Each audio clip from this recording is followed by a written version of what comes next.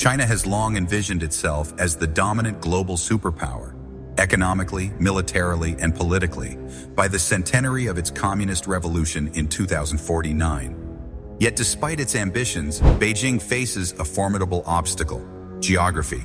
Its coastline is hemmed in by a chain of islands stretching from Japan to the Philippines, nations that remain wary, if not openly resistant, to China's expansionist goals. These islands form what strategists call the first island chain, a natural barrier that restricts China's access to the Pacific and exposes its shipping routes to possible disruption.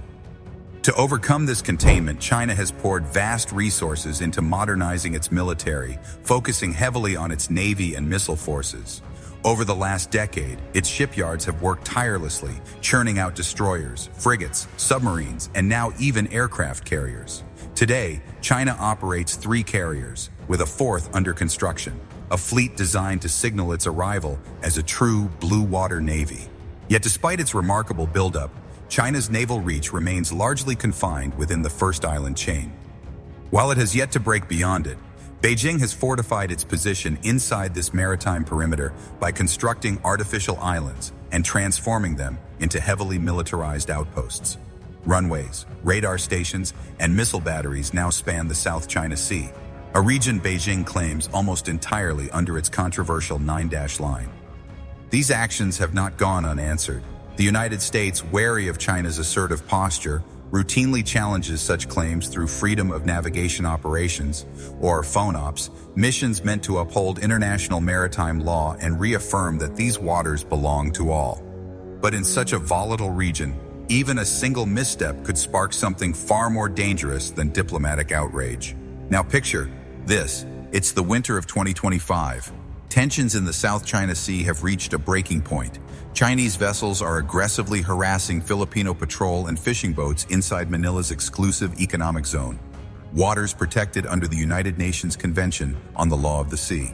Near the Scarborough Shoal, a cluster of reefs claimed by both nations, a confrontation escalates out of control. Chinese Coast Guard vessels ram a small Filipino fishing boat, and this time, it doesn't survive. Dozens are lost at sea. Outrage sweeps through the Philippines. Their navy mobilizes, dispatching patrol ships toward the shoal. Beijing responds by escalating further, deploying warships from its People's Liberation Army Navy, or PLAN. Because the Philippines and the United States are bound by a mutual defense treaty, Washington cannot remain silent. To demonstrate resolve, the U.S. orders a freedom of navigation patrol through the disputed Spratly Islands, one of the most militarized regions on Earth. Leading the operation is an R. Lee Burke-class destroyer, a symbol of American precision and discipline. The plan doesn't back down. 2 Type 054A frigates move in to shadow the U.S. ship, maneuvering dangerously close and cutting across its bow.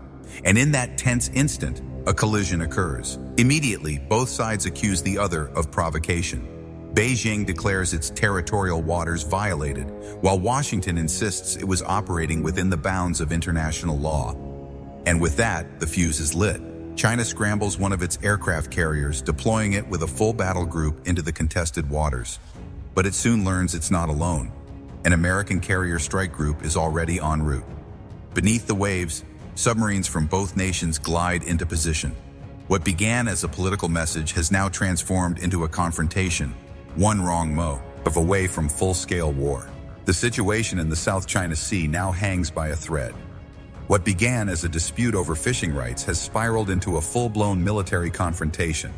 China's aircraft carrier Shandong arrives in the region escorted by an imposing formation of destroyers and frigates. The United States responds swiftly, deploying the USS Ronald Reagan and its carrier strike group from Japan. Beneath the waves, nuclear submarines from both fleets creep into firing range, unseen but deadly, each waiting for the other to make the first irreversible move. Under international maritime law, vessels in innocent passage are forbidden from conducting reconnaissance, jamming radar, or activating weapon systems.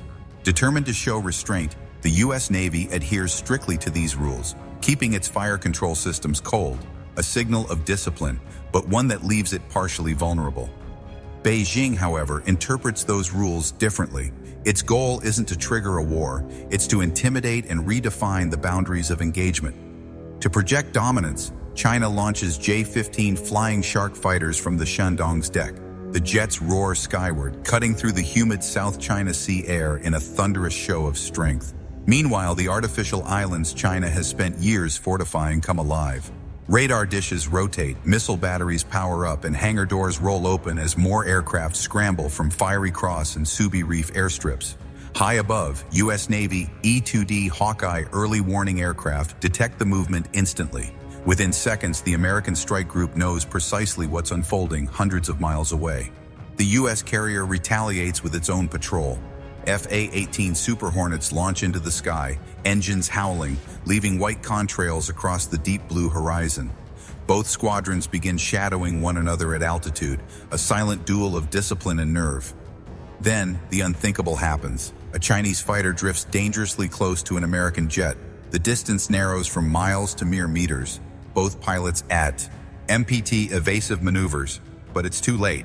A mid-air collision sends wreckage tumbling into the sea. In the chaos, a panicked Chinese pilot mistakes movement for an attack and fires an air-to-air missile. The explosion that follows marks the first deadly shot of the confrontation. Instantly, the entire theater erupts. U.S. Super Hornets break formation, releasing countermeasures and diving into defensive roles as they fire AIM-120 AMRAAM missiles at the incoming Chinese formation. From below, Chinese HQ-16A surface-to-air missiles streak skyward at Mach 3, leaving twisting white trails behind them. The Americans respond with RIM-162 ESSM interceptors, faster, sharper, deadlier. Missiles crisscross the air in a deadly ballet. Pilots on both sides execute desperate maneuvers, flares burning bright as the first casualties of this modern dogfight plunge flaming into the sea. The U.S. carrier group now faces a brutal truth. This is no longer a freedom of navigation mission. It's open combat. Reports stream into the American flagship, multiple aircraft down, others locked in fierce engagements across contested airspace. China's pilots flood the skies from both their carrier and coastal bases, attempting to overwhelm the smaller U.S. contingent. But the U.S. Navy holds the technological edge. Its aviators are battle-tested, its radar systems superior, its missiles unmatched. Within minutes, the Super Hornets reclaim control of the skies, shooting down several Chinese aircraft and forcing the rest to retreat toward the Shandong. But this exchange sets off an irreversible chain reaction. In Beijing, military leaders demand vengeance for what they call an unprovoked act of aggression. In Washington, officials assert the U.S. acted in self-defense. Diplomats scramble to de-escalate, but the message can't reach the front lines fast enough. The U.S. commander on scene faces an impossible choice. His standing orders are clear: protect the fleet at all costs.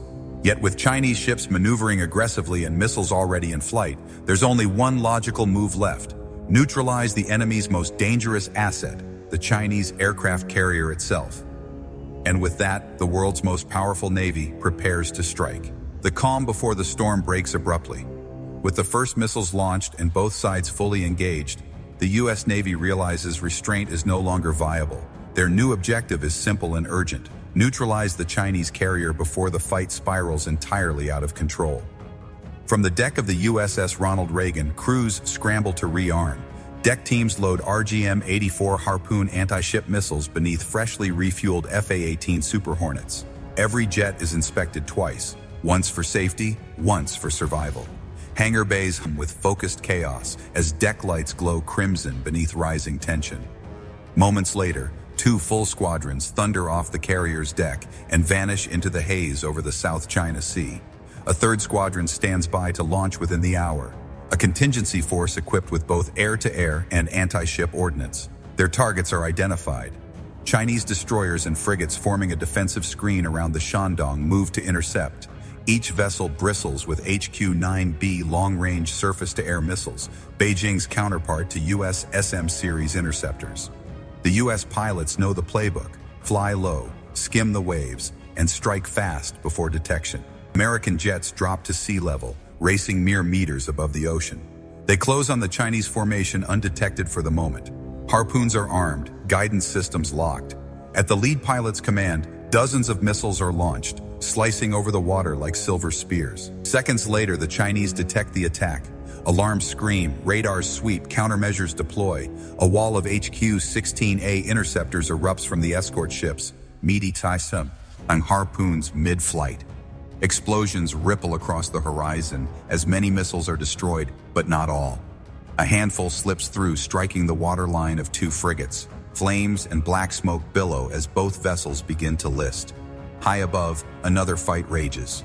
J-15 Flying Sharks, joined by land-based J-11 and J-16 fighters from Hainan, rush to defend the carrier group.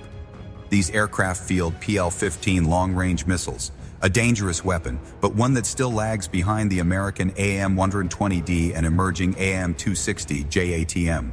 U.S. pilots exploit radar advantages and electronic warfare pods, luring enemies into long-range engagements where PL-15s lose energy and fail to lock.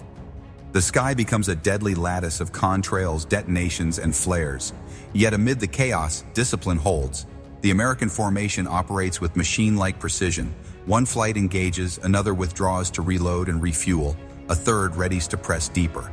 For the U.S. commander aboard the Ronald Reagan, the tactical displays offer both warning and hope. His forces are outmanned but outperforming expectations. The Chinese are losing aircraft faster than forecast. Still, the toll rises. Several Super Hornets have been lost. One U.S. destroyer suffers light damage from debris, and now the Chinese fleet, recognizing the air war is slipping, prepares to escalate. On the horizon, the Shandong launches a fresh wave of aircraft. Simultaneously, radar operators aboard American ships detect a far more ominous sign: missile plumes ascending from Chinese coastal batteries. DF-21D anti-ship ballistic missiles, the so-called carrier killers, have been fired. Each streaks at speeds approaching Mach 10, built to strike large ships at sea. Within minutes, the South China Sea erupts into a storm of fire. American Aegis cruisers and destroyers respond instantly, firing SM-6 and SM-2 interceptors in rapid succession. Smoke trails arc skyward as missiles collide. Radar screens flicker between successful intercepts and red alerts where threats break through. The first ballistic wave is mostly intercepted, but not perfectly. One missile penetrates defenses, detonating near the outer ring of the U.S. formation. The blast sends shockwaves across the water, damaging a nearby escort while the carrier remains intact. Now the U.S. Navy understands two facts. The Chinese are prepared to escalate, and time is running out. Reinforcements from the mainland are pouring in by the minute. The order is given: find the carrier, finish the fight. American submarines begin to maneuver into position. Beneath the waves, the silent hunters prepare for the decisive phase, the strike that may determine the outcome of the entire battle. Leading the pack is the USS Missouri, a Virginia-class attack submarine. Inside, tension hangs thick as her crew studies faint sonar echoes, each pulse hinting at the acoustic trail of the Shandong. Above the surface, the skies have grown quieter. The furious tempo of battle has given way to uneasy calm, interrupted only by terse radio chatter and the distant rumble of fading explosions. The Chinese fleet has withdrawn, its air wing shattered and disorganized. Yet, the carrier remains, battered but afloat, still capable of striking back. In the submarine's dimly lit control room, the captain gives the order in a calm, deliberate tone. Target confirmed. Prepare torpedoes 1 and 2. The crew moves in practiced silence. Hydraulic systems whir softly as the launch tubes rotate into position. One sailor wipes a trace of sweat from his brow, eyes locked on the targeting display. The data stabilizes. There's no going back now. 2 Mk-48 advanced capability torpedoes, among the most lethal weapons in any navy, sit arms. D in waiting. Fire 1, fire 2. Compressed air hisses. 2 torpedoes slip into the abyss, vanishing into darkness at over 55 knots. Above, aboard the Shandong's escorts, sonar operators shout warnings too late.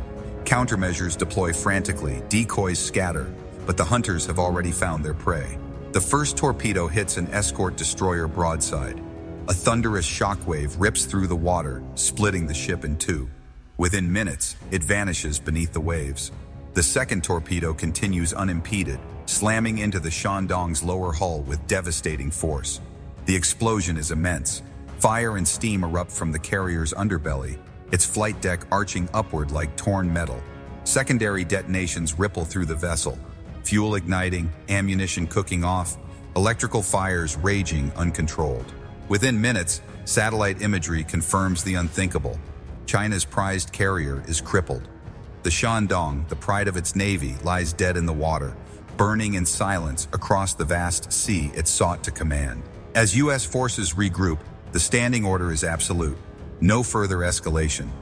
The mission was deterrence, not destruction. The message has been sent and received. The American Carrier Strike Group begins its cautious withdrawal under cover of night. Damaged aircraft are hoisted back aboard.